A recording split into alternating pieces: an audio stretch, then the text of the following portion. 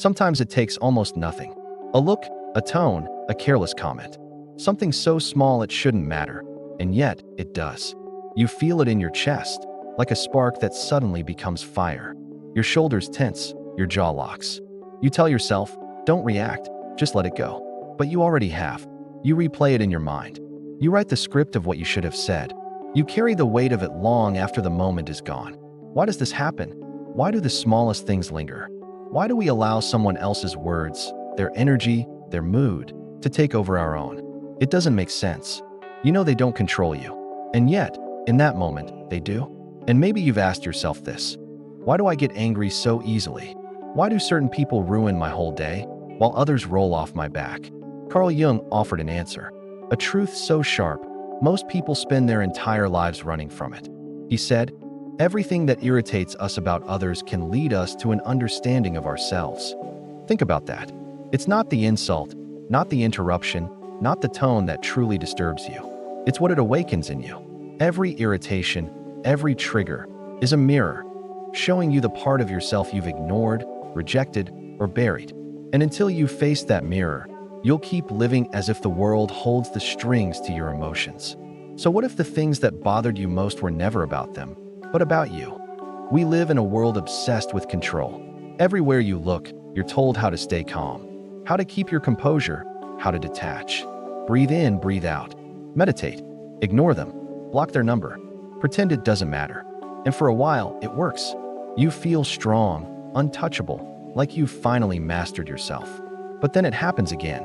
One phrase, one tone, one moment, and suddenly, all that control shatters. Why? Because control is a mask. It's a surface fix. It doesn't touch the root. You can fake calm for a moment, but pressure always reveals the truth. Here's the secret. You're not triggered by the other person. You're triggered by yourself, by the part of you that you've tried to ignore. The reason self-help hacks fall apart is because they teach you to avoid the fire, but never to understand why it burns. Think about it. If someone criticizes something you've already accepted about yourself, it doesn't sting. If they insult something you've made peace with, it bounces right off. But when they touch a part of you that feels fragile, suddenly, you erupt.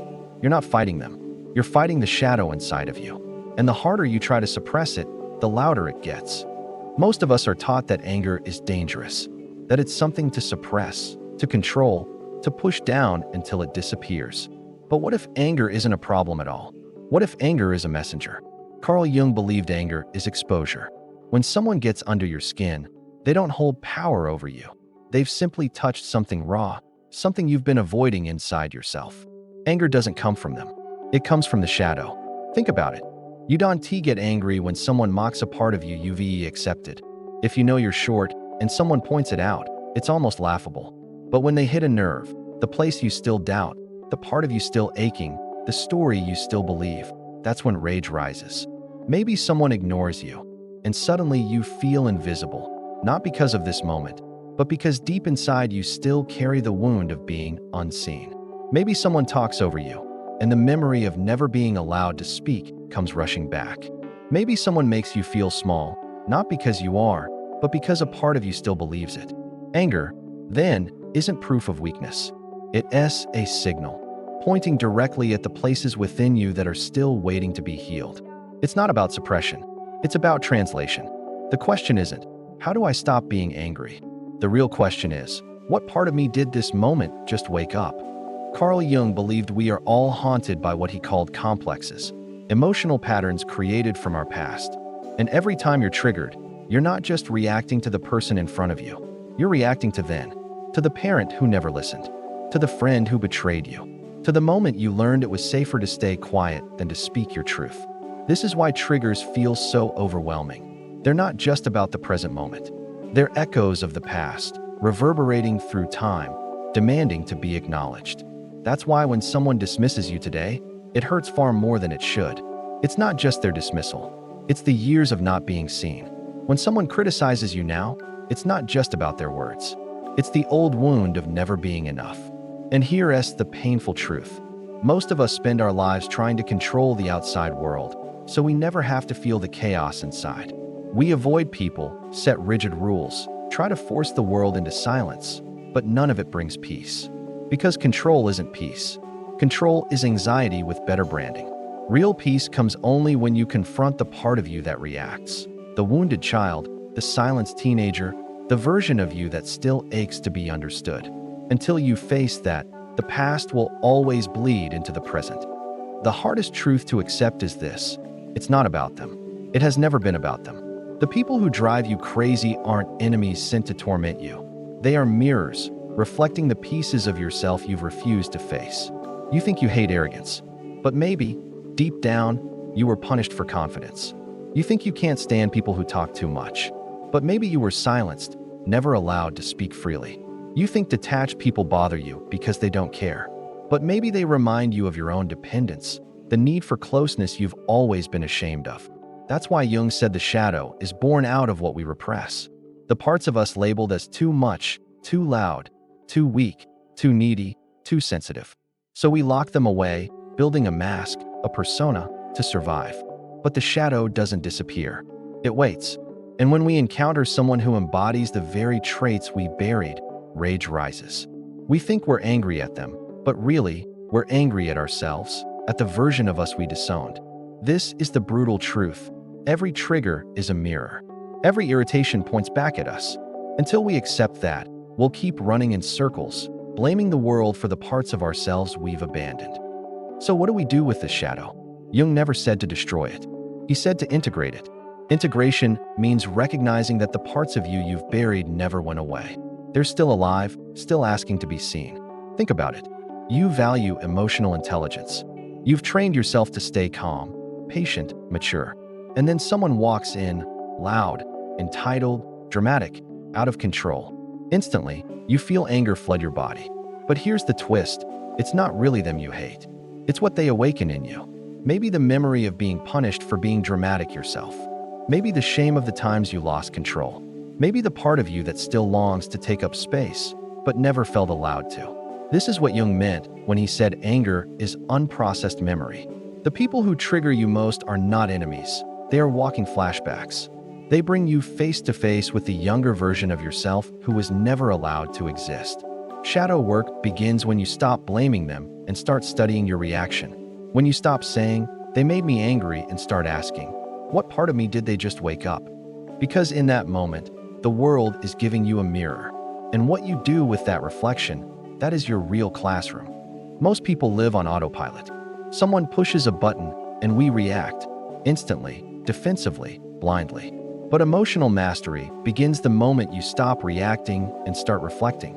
The next time you feel that fire rise, pause. Don't rush to suppress it, and don't rush to unleash it. Instead, ask yourself 3 simple questions. What did they awaken in me? Where have I felt this before? Am I angry because they're wrong, or because they touched something raw? This shift is everything. Because anger loses its grip the moment you turn it into inquiry. You move from being controlled by your shadow to learning from it. Remember, mastery doesn't mean you stop feeling. It doesn't mean you become cold, distant, or numb. Mastery means you feel fully, but with awareness. You see the anger, you hear its message, but you're no longer owned by it. Because anger is not the enemy. Blind reaction is. Reflection is what transforms chaos into clarity. And the moment you start reflecting instead of reacting, you reclaim your freedom. Carl Jung taught that the shadow is not something to destroy, it is something to integrate.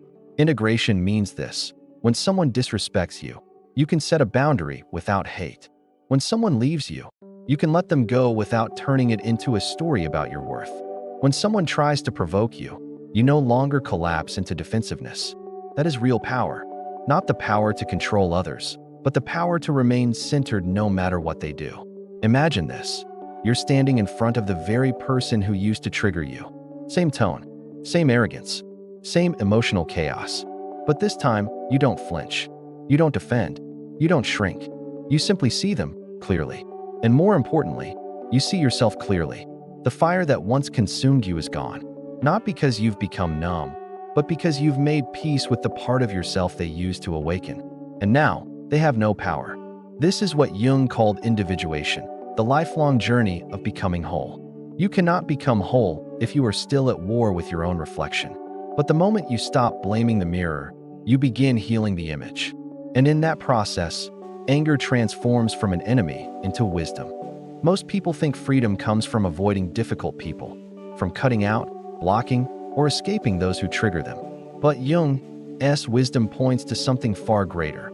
Real freedom comes when nothing outside of you has the power to control you anymore.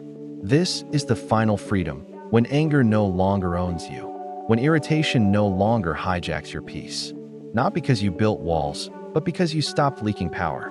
Not because you became numb, but because you became clear. When someone interrupts, you don't collapse into silence. When someone mocks, you don't crumble into shame. When someone ignores you, you don't confuse their absence with your worth. Every trigger becomes a teacher. Every reaction becomes a map. And anger, once a wildfire, becomes a signal light, pointing you back to yourself. This is the kind of peace most people never find, because they confuse numbness with strength, suppression with control. But numbness is fear in disguise. Real peace isn't the absence of feeling. It's the ability to feel everything without being ruled by anything. Carl Jung once said, "I am not what happened to me. I am what I choose to become." This is the essence of emotional sovereignty. It's not about shutting the world out. It's not about numbing your feelings or winning every battle. It's about choosing yourself so completely that no one else gets to define you again, not by insult, not by silence, not by praise. Imagine the shift. The ex who once made you feel invisible is now just another person. The coworker who undermines you no longer holds your self-respect in their hands. The friend who talks over you doesn't silence you anymore, because you no longer need permission to speak. You stop living in reaction and start living in relationship with yourself. That is the turning point. That is wholeness. Triggers stop being enemies. They become guides. Anger stops being a problem. It becomes a compass. And the people who once disturbed your peace lose their power the moment you realize your peace was never theirs to touch. So the question is no longer, why are they like that? The question is, why does this still move me? And when you can sit with that answer, hold it without judgment, you step into the truest kind of freedom. Because in the end, no one else decides your power. No one else defines your worth. No one else tells your story.